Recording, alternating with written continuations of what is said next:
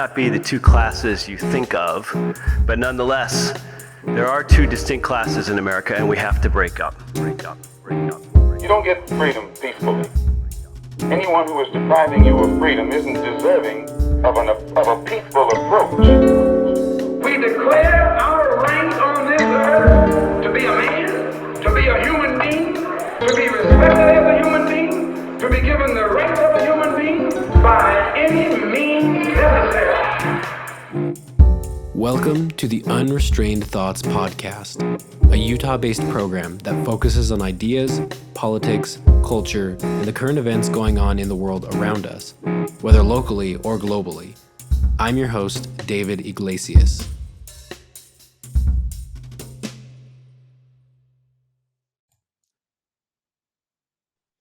What's up, everyone? This is David Iglesias. Welcome back to another episode of the Unrestrained Thoughts Podcast.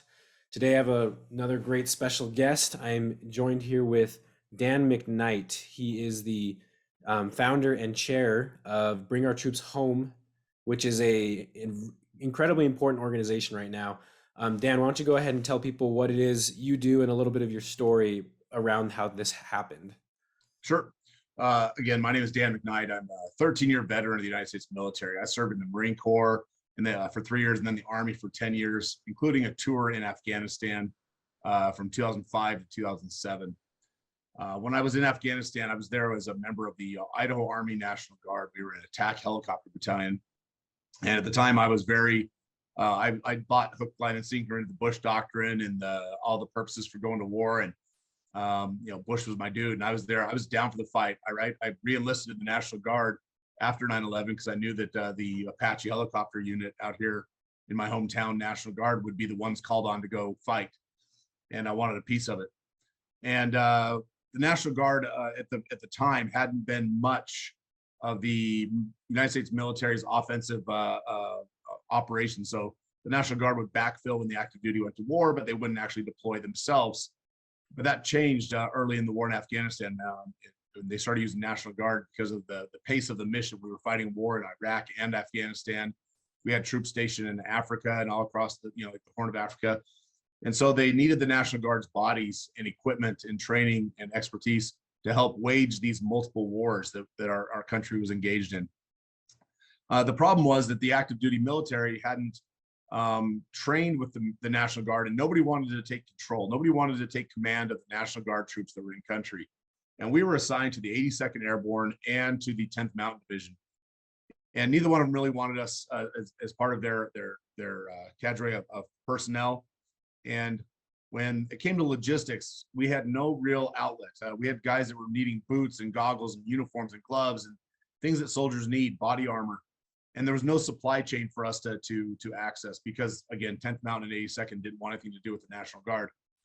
And I had guys that were wearing threadbare uniforms and worn out boots. And out of frustration with my own chain of command, I grabbed a satellite phone and climbed to the top of a mountain deep in the Pesh River Valley in northeastern Afghanistan. And I got a real clear signal, and I called the only place I knew to call to get help for my men. I called home. And a friend of mine put me in touch with our governor of the state of Idaho, who's the commanding general or the commanding officer of or the commander in chief, of the National Guard. And at the time, it was a gentleman named Jim Risch. And Jim Risch had just been appointed governor. He'd only been the governor for maybe a month or two because our current governor had gone to work in the Bush administration. And Jim Risch answered the phone. And I said, Governor Risch, this is Sergeant Dan McKnight. I'm one of your National Guard troops. And I'm calling you from Afghanistan. I hope I have your attention. And I did, and he listened. And I told him about the supply issues and that we didn't know where to go to get this help. And we needed him to do something. And he said, Dan, he goes, I don't know what I can do, but I do know that I'm the commander in chief and I'm going to do something. And true to his word, in 48 hours, I had a memo or a phone call from my chain of command saying that the supplies that we needed were on their way.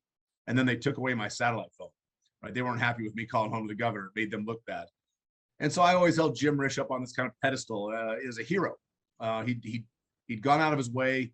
He had heard one of his constituents, one of his soldiers in the National Guard cry for help, and he had done his job.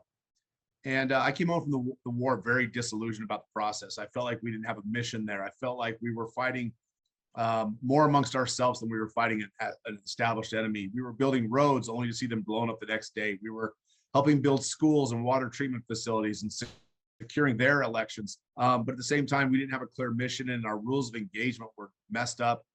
Our hands were tied. And I just felt like there was no clear mission, no clear policy, and no clear purpose or drive. And that every American that was coming home in a flag draped box had done so because a leader, a general, a politician had failed them. We were there, we were handcuffed during our fight. So I became very disillusioned with the war. And I went underground angry when I came home. I lost my home. I lost my family to divorce. I lost businesses that I had started before I'd left. And I became an angry veteran. And 10 or 12 years went by before I really re-engaged with society or politics at all. And what had happened in 2019, the Republicans regained control of the Senate. And I saw a news article one day that our senator from my state, from Idaho, had just become the chairman of the Senate Committee on Foreign Relations. I thought, oh, that's kind of cool. That's happened in our state once or twice before. It's a very powerful position. And the name of the senator was Jim Risch. He was the same governor that had helped me 15 years earlier. And I thought, you know what? I'm tired of seeing my brothers go back to war over and over and over and over again, some as many as 8 or 9 deployments from the National Guard. I'm going to call Jim Risch again, and I'm going to see if he'll use his now authority and his position as this powerful senator. It's probably the second most powerful man in foreign policy in the entire country, next to President Trump at the time. And I'm going to ask him to do something to help end these wars and stop sending us off to fight wars without a proper declaration. And so Jim Risch showed up in Boise one day, and I showed up at the event he was at with a camera crew. And I set the camera crew off to the side of the room, and I said, hey, if I stand up and ask him a question, start the cameras. And sure enough, I got a chance to stand up and ask Jim Risch a question. And I reminded him who I was and of our past. And then he stopped me right there. He said, Dan, I remember you. I remember our phone call. And then I asked him, under what situation, what set of circumstances would you use your chairmanship to advocate for ending the war in Afghanistan and bringing our troops home? And he said, Dan, I'm with you. I am through with nation building. As long as I'm in this position as the chairman of the Senate Committee on Foreign Relations, we are done with nation building. And that turned U.S. foreign policy 180 degrees from where it had been for the last 70 years. And I thought, my God, that was easy. I've asked Jim Risch twice, and twice he's come through for us. Well, Jim Risch got on a plane and went back to Washington, D.C., and 3 times over the next 90 days, he voted to extend the wars in Afghanistan, Yemen, and Syria indefinitely. And at that point in time, I knew it was time for veterans like myself that had been there, that have seen it, that are from the global war on terror ourselves. It's time for us to stand up, unite, and find a way to influence Washington, D.C. to reclaim their authority in Congress, to be the only party that's authorized to declare war. The president shouldn't be able to do it. He can't, according to the Constitution. But Congress has literally castrated themselves and allowed the president to take us into war without any checks or balances or authority or limitations or oversight for the last 80 years. And so we started this organization, Bring Our Troops Home. And we're an organization that we spread across all 50 states, veterans from World War II all the way through current times. And we started lobbying Washington, D.C. to reclaim the war powers into Congress. And after a very, very brief period of time, we realized that was a lost cause, that there was no way it was going to happen. We had taken a group of 100 veterans and lawmakers back to DC to meet with their congressmen and senators, plead our case, ask for their help, ask for them to do their jobs. And the meetings were very polite and non-productive. And in fact, Liz Cheney, the heiress to the war profiteer fortune herself, told one of our members to his face that if it were up to her, our troops would stay in Afghanistan forever. Not indefinitely, forever. That we were going to be a permanent military presence in Afghanistan forever. And so we said, you know what? DC is lost. The swamp is too powerful. The military industrial complex has too much money, too much influence. We're going to take our fight back to the states, to the legislature. So we're going to go back and lobby people that I see at the grocery store. I see my representative in the state legislature at the grocery store all the time. Our kids go to the same school. They go to the same churches that we attend. I said, I have more influence over those folks than I do over some career bureaucrat or career elected official in DC. And so we thought of a very creative way to lobby the states to get in the foreign policy game. And we came up with a bill called Defend the Guard. And I'm sure we'll go into that in detail in a minute, but that's where our effort really just took off. And we have expanded exponentially. And we feel like we're on the right track because every time we present this bill in front of a legislative hearing, we're attracting opposition from two-star generals, military industrial complex spokesmen. And so we feel like we're barking up the right tree finally. Yeah, no, that's I think that's a great point. You know, when you see that they're actually sending their leadership and they're sending people that have higher rankings to go and testify against you, that's definitely a sign that, you know, you're challenging them and they're afraid that they see that there's actually potential here. One thing I really liked about, you know, what I've seen as I've engaged in trying to help, you know, I reached out to you in the past and said, hey, I want to try to head up the efforts here in Utah. And one thing that has been it stood out to me is seeing that your story is so common. You know, I've come across different veterans, different people that have served and still serve. And it's a similar story of, you know, something happened, they were disillusioned, they were unhappy, they were frustrated, and they felt like things were not the way that they were sold to them. And so this movement that you and your organization have started, I think is extremely important, and I'm really excited to bring more attention to it, and highlight. You know, this isn't just an anti-war hippie movement from the 70s kind of a thing where you know, they hate on everybody and, you know, they spit on the troops or insult everybody. This is veteran led. This is led by the people that have signed up and put their lives on the line and actually have skin in this game, not just, you know, vocal, obnoxious protesters. Absolutely. And you're right on that. After Vietnam, you know, the troops came home and they were disillusioned with that war as well. And the Haight-Ashbury hippies and, you know, the anti-war protests, you're right, it was very disrespectful.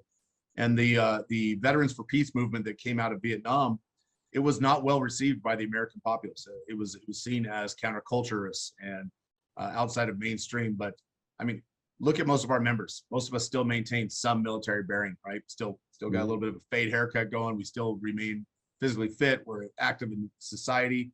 We come from all political spectrums and backgrounds, although I think most of us are probably right of center on a political spectrum. And that's different from the post-Vietnam era, where most of the Veterans for Peace organizations and Code Pink and all that, they were extreme left of center. Mm-hmm. And what happened when they started shouting down the war is people quit listening. They got tired of the drum circles. They got tired of the tie-dye, you know, the hippie movement. It wore out on society. And we feel like we're different than that now because we're coming from right of center, and we're going after Republicans and asking them to be more true to their constitutional principles, and we're asking the left to be true to their anti-war principles. I'm as anti-war as they come, but if my country asked me and properly declared war in Congress to go back and fight and defend my country, I'd be the first one there.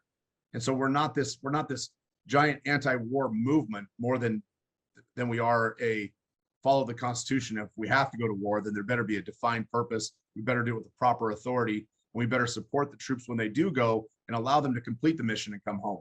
Right, exactly. And that leads perfectly into, you know, talking about the legislation. So I know a lot of people, me personally, I didn't understand how all of the proper authorities and declarations and all that worked before I, you know, took a look into this whole bill and everything. And it's really not that complicated, but you know, it's become so muddied and more complex and just, you know, ridiculous than it needs to be. So maybe help my listeners and the people who are going to see this that might not be so familiar with how the delegation of powers works. What's the role of the Constitution? What is Defend the Guard legislation striking at? Sure. Let's start with that. What is Defend the Guard legislation? So it's a very simple bill, and I'll start with explaining what it is. Defend the Guard is a state bill that is stemmed from the Constitution. We shouldn't need this bill because the Constitution is very clear on this, but it basically says that the National Guard or the militia of the states shall not be released into federal service to fight in an overseas and undeclared war, to act as an instrumentality of war, or to serve in a combat or hazardous duty period because of war, and unless Congress has first done their job and declared war, which is required by Article 1, Section 8 of the Constitution. And the support for this bill comes from actually the militia clause of the Constitution, Article 1, Section 8, Clause 15, which states that the National Guard can be called into federal service for 3 purposes: to enforce the laws of the Union, to repel an invasion, and to put down an insurrection. It doesn't say anything about war. However, if Congress meets, debates, and votes for a declaration of war, that declaration of war becomes the law of the Union. That gives the National Guard, the militia, the authority to be activated and called into federal service to go and fight America's wars, which the National Guard should. The National Guard should be part of our defense. They should be part of defending America's interests. All we're asking before our troops put their boots on the ground is that Congress puts their name on the line first. And the reason this is so important is because since 1942, Congress has never declared war. The last time they declared war was World War II against Romania, Hungary, and Bulgaria. And since that time, I made a little list of just a few, just off the top of my head, and I'll try and go chronologically real quick. The Korean War, the Lebanon crisis, Vietnam, Bay of Pigs, the Dominican Civil War, the Korean DMZ enforcement, Lebanon again, Grenada, Libya, Persian Gulf, the Tanker War, which nobody ever talks about, Panama, Gulf War, the Iraq no-fly zone enforcement, Somalia, Bosnia, Croatia, Herzegovina, Haiti, Kosovo, Afghanistan, Yemen, Iraq again, Northwest Pakistan, the Somali Civil War again, Operation Ocean Shield, Libya again, Uganda, Iraq 3 again, right? Syria and Libya again. Those are the wars that, just off the top of my head, that the president himself or the Department of Defense generals and unelected officials have sent the United States military into these conflicts, is what they call them, armed conflicts. But I like to think of armed conflicts the way the Supreme Court defines pornography. We can't define it, but you know it when you see it, right?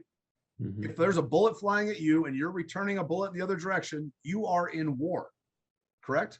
So That's why it's so important, is the United States military has become the president's own foreign policy hammer, right? And every foreign policy problem is a nail. Well, guess what? The military is not a hammer. We're an option, and we should be a last option after everything else has been exercised. Diplomacy and sanctions and all the other tools that the president also has at his disposal. And so this bill just forces the Congress to reclaim their authority from the president.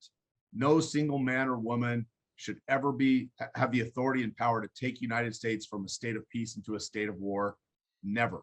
And it's not set up that way. The Constitution doesn't support it. Our founding fathers were very fearful of it, and they set this mechanism, this enumerated power up for that purpose. Yeah, wow. Hearing that list is just, I already, I'm aware of, like, there's a lot of wars that we've been involved in, conflicts, but hearing you just go off that list and it takes more than just 5-10 seconds to go through it, that's crazy. That and some of them are still ongoing conflicts as far as I can understand. Yeah, I left the biggest one off the end of that list. It's the shadow war that's going on in Africa right now. We have as many as 80 to 100,000 United States military troops in Africa actively engaged in warfare in 21 different nations. In Africa, you don't hear about it on the news. No, you don't hear about it anywhere, and it's a shadow war, and we're fighting under an illegal authorization of use of military force from Afghanistan. It was the AUMF that Congress signed in 2001 for Afghanistan specifically, that gives the president the authority to send our troops off as mercenaries to all these other countries. Wow. Yeah. I remember reading near the end of, I think, last year, they were deploying troops, National Guard troops, to the Horn of Africa for unspecified missions that had nothing. They described it as like protecting something with like civilians or like U.S. civilians. I can't remember, but it was, again, as you laid out, it's not at all what the Constitution has laid out is the responsibility of the National Guard. So one of the things that comes to my mind is and I'm sure, well, I know you've heard a lot of the concerns and criticisms or questions about the legality of this. And I mean, you've clearly laid out, this is a constitutional or constitution-based piece of legislation. But there are still, the legislators and lawmakers that you guys present this to, or even just, other people that hear it will ask questions like, what role, or what's the, legitimacy that a governor, say Biden goes and declares, hey, we're going to start sending National Guard troops over to Ukraine or Poland or, or Taiwan. And a governor, let's say my governor, Governor Cox of Utah, says, nope, we're not going to do that because you're not authorized. What's the legality, the legitimacy behind, the governor standing up to the presidency and just outright saying no? That's a great question, and that is probably the biggest question we get. And the good news is the Supreme Court has already made a ruling on this very issue, and they have I'll go into the details on that, and also that the Constitution supports the other side of the argument. So let's back up. In the 80s, President Reagan was heavily engaged in Central America. He was fighting the Contras, right? And so he was taking the National Guard from Missouri and Ohio and Indiana and Minnesota, and they were going down into Central America and they were doing training missions. And these were civil engineer brigades. They would go down there and they would clear forests and build landing strips and roads, do things that they weren't able to do in the United States because the National Guard can't come up to the United States and build roads. They just can't do it. It's against the law for the military to compete with the private sector. And so these civilian brigades, these National Guard brigades were going down to Central America and doing training missions. And the left, they were so afraid that Reagan was going to use these roads and airports and landing strips and bridges to invade Central America with the United States military. They were terrified of it. And so Governor Perpich and Governor Dukakis and a couple other Democratic governors filed a lawsuit. And they said that we are not going to allow our National Guard troops to go to Central America to participate in Reagan's war. The Supreme Court took it up, and the case is called Perpich versus the Department of Defense. And the Supreme Court ruled that the President of the United States can take the National Guard and federalize them and take them outside of the country for the purpose of training. Very clear. It says training. It doesn't address war. It doesn't address humanitarian aid. It says training. So it's been ruled on that governors cannot interfere with that. Now, they purposely left out war from this decision. They purposely didn't say that the governors could not interfere with the president taking the troops into war because the Constitution already addresses this. The Constitution says, and again, we'll repeat it, that Congress shall declare war, right? And that the militia of the states can be activated for three purposes, one more time, to enforce the laws of the Union, to repel an invasion, and to put down an insurrection. So, absent that declaration of war, there is no purpose for the National Guard to be called up and taken overseas for a war fight or a armed conflict. And so that's the biggest argument we have. And we would welcome a challenge. We would welcome Utah or Idaho or Texas or Louisiana or Kansas or Kentucky or Florida or any of the other 40 plus states that are considering this bill. We would welcome a Supreme Court challenge, especially with the current makeup of the court that we have now. We firmly believe we would have a 5-4 or a 6-3 decision if this went to the Supreme Court right now. And that would put the argument to bed forever that the National Guard, the militias of the states, were to remain under their governor's control unless Congress did their job first. And so once again, we're not trying to keep the National Guard from participating in these wars. We're trying to make Congress reclaim their authority. No, I'm not trying to be vulgar here, but we want them to uncastrate themselves, make themselves effective again, and reclaim their enumerated powers. Again, it's about the Constitution. And if we use the Constitution and we expect that the soldiers, sailors, airmen, and Marine to raise their hand and swear an oath to defend the Constitution, all of the Constitution, then we should honor that same document and use it properly whenever we engage and put their lives on the line. Right. You mentioned, and this is something that I also constantly hear when I talk about Defend the Guard with, whether it's potential sponsors or just people interested. One of the first questions they ask is, who else is doing this? Has anyone already passed this? But you mentioned that there are, I think it's 40 plus states that are getting involved. So what's, especially this past legislative session across the country, what have you guys seen as far as the progress or the roadblocks with getting this bill passed? That's a great question. So we've made great progress in some of the states that we're in. I'm just going to rattle some off right now that have got legislation moving forward. Nevada, Idaho, Utah, Arizona, Colorado, Wyoming, Montana, South Dakota, Nebraska, Kansas, Texas, Louisiana, Missouri, Iowa, Minnesota, Wisconsin, Illinois, Indiana, Michigan, Tennessee, Kentucky, Mississippi, Florida, Georgia, South Carolina, North Carolina, Virginia, West Virginia, where it started. And we can talk about Pat. Pennsylvania, New Hampshire, Maryland, Rhode Island, Maine. There's and Hawaii. I forgot Hawaii. And so those are the states that have sponsors that are actively working. This year, we had a killer organization in Kansas that did a really, really good job of organizing and mobilizing and educating. And we actually got competing bills in the House and the Senate, not competing, companion bills in the House and the Senate. And so we had a sponsor in each one. And the House bill was sponsored by the chairman of the Military Affairs or Veterans Committee in Kansas. And so the support's growing. Now, the closest we've come to passing this out of any house is in West Virginia, where we lost by one vote on a procedural vote to have the bill discharged from a minor committee onto the floor for passage. And that's where the bill started.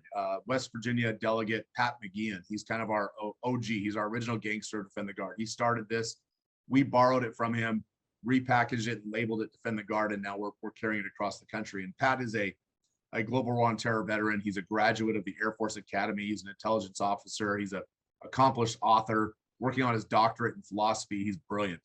And this was his baby. He started this. And this was his 5th year, I think, this year. This is his 6th year, excuse me. So he's been running this bill for 6 years before we took it up 3 years ago and ran it across the country. And so that's the closest we've come.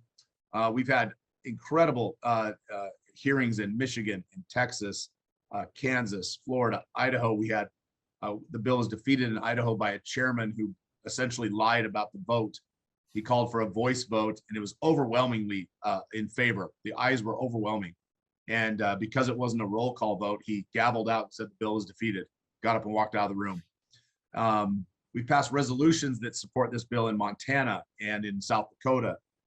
Maine and New Hampshire have got some incredible advocates. So it's growing. It's going to catch on. And when one state finally passes this, and I think it could be Florida, might be the first one. They're really aggressive on this bill, or Kansas or Texas. And once it passes in one state, I think you'll see other states that will get in line and say, hey, this is okay. We've got a little bit of cover. And speaking of Texas, let me tell you an incredible story there. This is going to blow your mind.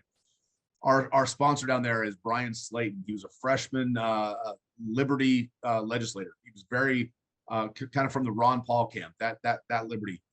And he learned of the bill at a freshman legislator convention and ran right home, contacted our sponsor here in Idaho, Representative Ben Adams, a veteran, 2-time combat veteran Marine, asked about the bill, asked for details. We sent it to him. We called him. We started talking to him and giving him some coaching and counseling. He filed the bill. He got a committee hearing in no time, whipped the support of the committee members, and we went in there with we thought about a 50-50 chance of coming out of it with passage from the committee. And the chairman was shocked. He did not believe. He almost essentially called us a liar when we told him that Congress hasn't declared war in 70 or 80 years. He didn't believe it. And when we showed him the proof, gave him the receipts and showed him, he was like, oh my gosh, something has to be done, and Texas needs to be the place to do it. He took our sponsor behind closed doors and said, hey, baby steps, incremental progress. Let's take your bill. Let's rebrand it. Let's call it Inform the Guard. And what we'll do is we'll rewrite the bill. And this is what it says now. Instead of the National Guard shall not go unless Congress declares war, now it says all enlistees in the Texas National Guard will sign a piece of paper acknowledging that they may be asked to fight in unconstitutional wars. Give me a break. Wow. So he subbed out the language, rammed it through his committee, pushed it out on the floor while our freshman bill sponsor is going, what the heck is going on? And it passes the Texas legislature on the House side 100%, not a single opposing vote, not one, not even our bill sponsor voted against it because it's his bill. Right. They stuck his name on it. They gave him the poison pill, and he had to support this garbage. And so instead of doing what's right, they said, let's just bend the rules a little bit. Let's ask him to swear an oath to the Constitution and then tell him that they're going to openly violate it. It's ridiculous. That's politics. Yeah, no, that That is so dirty how they left him. I can't believe that. Well, I can. I mean, that's a classic move. That doesn't. Yeah. Wow. Um, so another kind of going back to some of the objections. I know another one that's commonly brought up is it has to do with funding. You know, there's a lot of concern surrounding the funding that could potentially be moved or taken away, or concerns with military bases as far as the response from the federal government. Now, you guys haven't really, there's not been an official statement or response from the federal government, right? I'm glad you asked, because until recently there hasn't been. So I'm going to talk about the argument. Then I'm going to read you what I've got right here in front of me. Yes. So the argument's always been that the states will lose up to $500 million annually of federal funding if this bill passes, because why would the federal government fund the state National Guard if they're not able to take them and do whatever the heck they want with them? Mm-hmm. Right? Why would the federal government send $500 million to Utah if Utahns who are part-time citizen soldiers, if they're not going to go and do the will and the bidding of the president of the United States? It's a fair argument. So there's a couple things though. One, it's complete garbage. It's false. It's a false narrative. And here's the reason why. No president, none, even the sleepy guy we got in the White House right now, or dangerous orange man who was there before him, neither one of them would dare defund the National Guard because they don't want to affect readiness of the National Guard, right? In case the National Guard was actually needed. If there was an actual crisis or an actual war and the National Guard wasn't equipped and funded and trained, there'd be so much political poison in that they would never recover from it. So readiness is one reason. Number two is the blowback, right? The BRAC list in Congress, that's the base realignment and closure list. That is the one that if a base comes up on a BRAC list, every single representative and senator in Congress will fight to keep that base open, because they know that it means a couple of things, right? If they let a base close, they know their career's done. They know they're through. So America loves our military bases. We love them in our communities. We love them in our states. And so I don't think that argument is real. And to prove that it's not real, in Kansas, I'm holding, as Rush Limbaugh would say, in my formerly nicotine-stained fingers, a letter, a fiscal note from the Adjutant General of the Kansas National Guard. And it says the Kansas National Guard or any of its members, I'm sorry, excuse me, I missed that. So let me start over here. The following fiscal note concerning SB 370, which is Defend the Guard. Let's see, no member, where is it? I'm sorry, I should have been more prepared. I should have had it highlighted in here. I wasn't quite ready. No worries. Oh, here we go. The Adjutant General's Department states that enactment of SB 370 would not have a fiscal effect on the state of Kansas. Zero, goose egg. We got this on accident. We asked the Adjutant General's office for a fiscal note on this bill, and this is what they responded with, and then recanted and asked to have it back. Nope, sorry, I've got it. We own it. We now have actual written documentation from an Adjutant General, who is the highest ranking officer in the State National Guard, who is also a paid lobbyist of the National Guard Bureau and the Adjutant Generals Association. So he wears multiple hats. And they said the quiet part out loud, and we've got it. So now that if that argument is gone, we've got it. And so, and the most important part though, since we're talking about dollars, the most important thing about the money, how much is the life of one Utah National Guardsman who's on his 5th or 6th or 7th combat deployment, and he gets blown up in the Horn of Africa and killed. He gets killed in Afghanistan, Iraq, Yemen, Syria. He gets killed in Ukraine. What's the value that you're going to look at his wife and his children and say he had to go to war illegally because Utah needed Humvees? Utah needed a Black Hawk helicopter because Utah needed federal money. They needed trinkets. They needed gifts from the federal government. What's that dollar amount? You tell me what it is, and then we can work our argument backwards. Is it $1 million a life? Is it $500,000 a life? Is it $300,000 a life? Whatever it is, let's get that argument out there. Let's get somebody to tell us what the value of one single lost life is worth, and we can have a real discussion. And if they can't put that dollar figure, an accurate dollar figure on it, then it's garbage. The argument doesn't hold water. And Who's going to tell that National Guardsman that comes home in a flag draped box that he came home the way he did? He paid the ultimate sacrifice for his country because of money. I'm so tired of the states being beholden to the federal government for the money of the people. We give the federal government our tax money, and then they bribe us at the local level. And our states are so beholden to the heroin, to the crack of the federal government, that if we don't stop it, our republic will be lost forever. We got to remember our rights are bestowed on us by a God, right? Our government is created by the authority that we temporarily loan them. They don't own us. They don't pay and buy us. We own them. They are beholden to us. And as soon as we get that mentality straight in our country, this argument, it's baseless. Right. And that makes me, that brings to my mind, talking about is the cost, is the benefit greater than the cost? Well, here in Utah, we actually had a mayor who was a National Guardsman. I think it was of North Ogden. Ogden, Yep. And he went and he was killed training in an insider attack too, training these Afghans. And, obviously the most tragic part is his family just lost that husband, that father figure. But then another huge impact is a city lost its elected mayor. And was the benefit, I mean, now that we see the fallout and the whole aftermath of what even happened with Afghanistan, what could that mayor have done in his city? And so I think that's a really important point that really does drive home the sobering perspective of what's at stake. And when you talk about, oh, it's money and shiny new toys and funding, it really does kind of show where are these people's priorities if they're really going to say that life and all the impact that life could have had for something that ultimately didn't even end up paying off the way that we were sold it would in an overseas venture.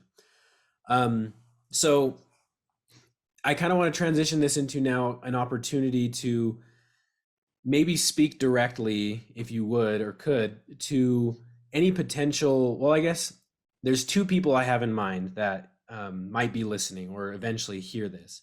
One of them might be a veteran or an active duty, someone who's a member of the armed forces, and they're hearing this and they agree with it. What can they do? What should they do? What's the next step of action? Someone here in Utah that hears this and this is right up their lane. What's the next thing they could do?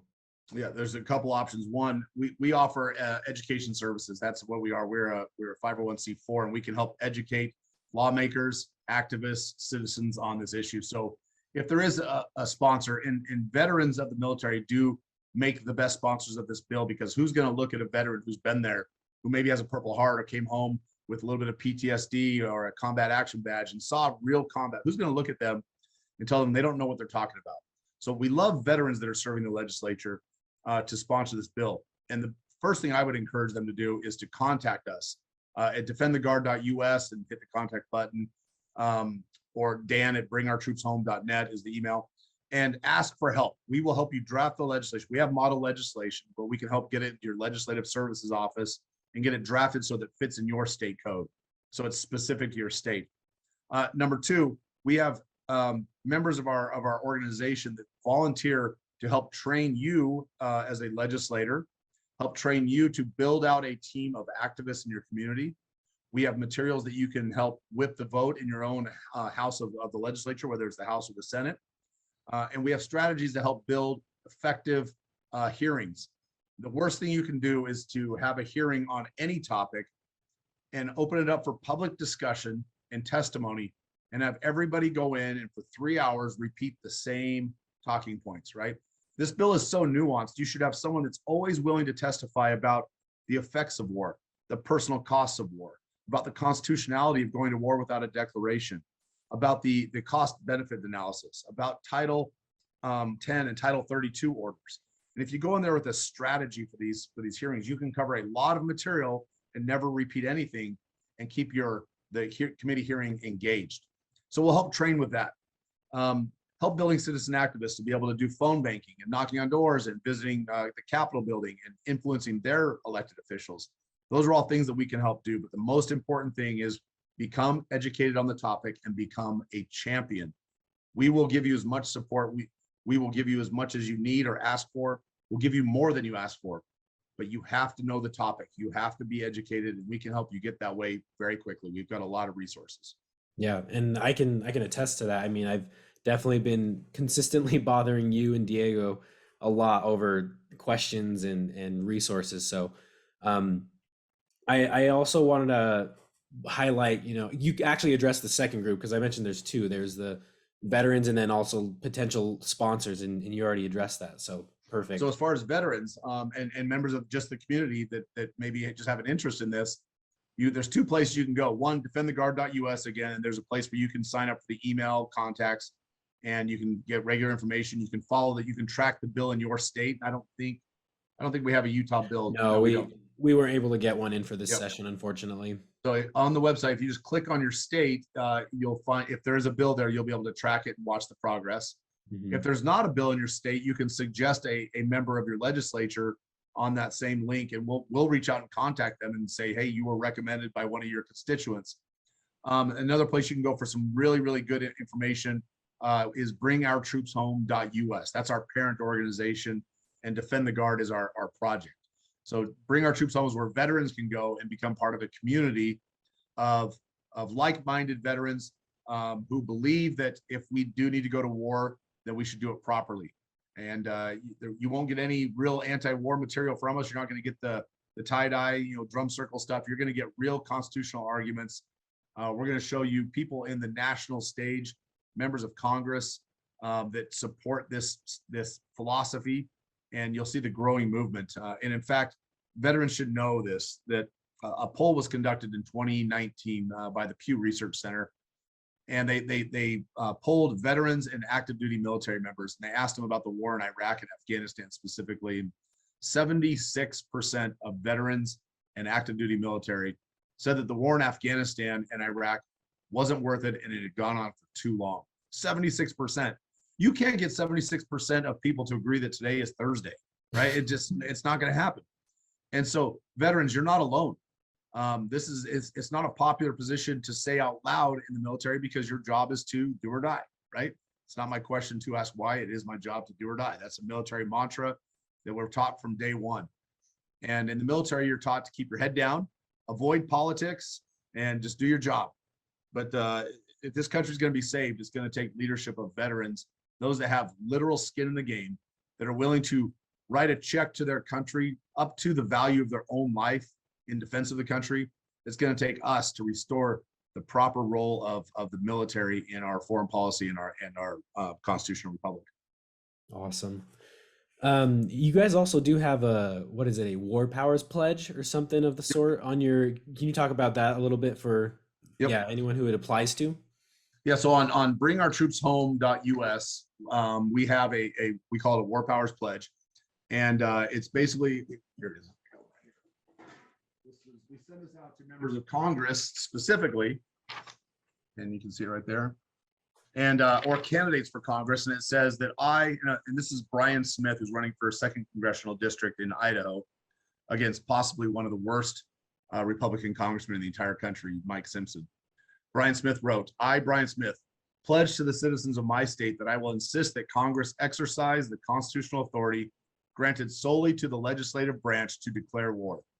While presidents may respond to sudden attacks against the United States territories or military forces, offensive deployments or extended commitments of U.S. military forces must be debated and approved or rejected by Congress. It's simple. We didn't add anything in there that you can't find in the Constitution, and good candidates and good congressmen all over the country are signing it. Rand Paul signed it. Tom Massey signed it. Andy Biggs has signed it. Believe it or not, the same Jim Risch that I talked about at the beginning of our podcast, he signed it. And I've got it in 24 by 36 poster board. Now I blew it up, and I take it with me every time Jim Risch is going to be there. I have it on display so he doesn't remember, so he doesn't forget it. I've had it outside of his home here in South Boise on a pedestal. I had it out there for a little rally. We hold it over their head. One of the best things we can do is get elected officials on the record, right? Get them on the record. The way they vote, the way they speak, hold them accountable for things that they say and do. And what they say and do in their home districts, if it doesn't match what they do when they're back in the Beltway in Washington, D.C., then it's time to replace them. And we should replace them before they can become so powerful that we can't. Getting rid of Jim Risch now is impossible. He's going to retire in 5 years, uncontested. No one's ever challenged him in the Senate. You look at people like Mitch McConnell, right? You can't beat him. They've got too much money and too much influence. And so the key is to hold these people accountable when they're freshmen, right? Before they've got all the lobby money, before they've got all the PAC money, and make them accountable to what they say to the people at home and what they do when they're in Washington, D.C. Is Utah Senator Mike Lee on that list of Mike Lee is. He's one of the great ones, right? Mike Lee has got a liberty streak in him that's a mile wide. That's awesome. Yeah, I remember it was about a month ago, I think. I got a random phone call inviting me. It was just a, auto call where it invited me to some town hall he was hosting. And so at one point it said, "Hey, call in and ask him a question." And so I figured I'd give it a shot, and on his teletown hall, I asked him right there and said, "Hey, we've got all these issues going on with wars and the AUMF and no declaration from Congress. What are your thoughts on Defend the Guard? What do you say about it?" And in a roundabout way, he said that he wasn't super familiar with the whole ends and goals of the organization, but he said the idea of Defend the Guard, on record, he said, and I have to find the recording, but he said that it was something that he thinks is a really interesting subject, and he thinks strikes at a really important subject matter, which is the delegation of power and when Congress can switch us to war, and that it's Congress, not the president, not the executive, nobody except Congress. So that I'd be interested to see if we can get him a little bit more on record supporting this outright. But yeah, he hasn't come out and openly endorsed the Defend the Guard legislation yet. But if you just Google Mike Lee's name and war powers, or Mike Lee and enumerated powers, or Mike Lee and foreign affairs, he's right on this most of the time. Mm-hmm. Burgess Owens in your state has talked. I've spoken with him, and he's supports it. He hasn't signed our pledge yet, but he agrees. He's pretty consistent on the war powers. I was going somewhere with that on a fleeting thought. I apologize. It wandered No off worries. on me. No worries. Well, we have about, I told you we would take about an hour because I want to be respectful of your time. So, are there any parting thoughts, any last words or just thoughts that you have that you'd want to leave before we wrap up? Absolutely. There's we talk about Pat McGeehan all the time as the creator of this legislation, and Pat has he has taken on some of the biggest hitters when it comes to this issue, and I would encourage people to go to both Bring Our Troops Home and to Defend the Guard websites. And on the Defend the Guard website, if you click on West Virginia, you can find a link to West Virginia Delegate Pat McGeehan speaking, and his talk is on "We are approaching a post-constitutional era." I would encourage people to listen to his speech. It's one that should possibly be taught in every high school civics class. It's one that every person in the military should watch before they enlist. It's one that every patriotic American should listen to. Pat McGeehan is a modern day, I don't even know he's such a great orator, and he's just so brilliant and understands philosophy and the just war doctrine. I would just encourage people to listen to him. And if you really want to know more about how we started and how we became, we being veterans, got to this point of understanding the wrongness of what we've been doing for the last 20 years in Afghanistan, I'd encourage people to check out a couple books. One of them is Scott Horton, Enough Already, and his other book that he wrote is Fool's Errand. Fool's Errand. Thank you. And I read Fool's Errand in 2016, right after it just came out. It's 2017. Excuse me. 2017. I was on a beach in the Dominican Republic with my brand new wife on our honeymoon, and I picked this book up. Someone recommended that I read it, and I'm reading it on the beach. I read it in about 2 days, and I'm screaming at the book because it's validating everything that I felt inside of me, but I couldn't articulate. And so I'd encourage people to check out those two books. And then last, if you really want to know where America should be on foreign policy, we can look to the past, to the recent past, and you can follow people like Ronald Reagan. He was really good about engaging, but with a clear mission and a clear purpose. He never went to Congress to get a declaration of war, but he believed in America being America first before it was popular, before Trump, trumped it. And then look to Ron Paul. When Ron Paul ran for president in 2008, 2012, he turned United States foreign policy and the discussion into something we could actually talk about at the dinner table. And his movement spawned an entire generation of people that are based in the Constitution, probably more so than any other time in the last 40 years. And I just encourage people to be open to learning more than what you learned in your high school civics class, because I promise you didn't learn most of this there. And that's part of our problem as a country, is that we're failing in our education system to teach basic civics and government and constitutional classes to our youth. And so when this discussion happens, it's foreign to literally everybody. And we buy into simple statements and mantras like you're either with us or you're against us, right? Isn't that how we drug everybody into all these wars in the Middle East? Was President Bush using that argument? And ultimately, finally, I'm going to ask that people please be engaged with your local government. Maybe not even on this issue.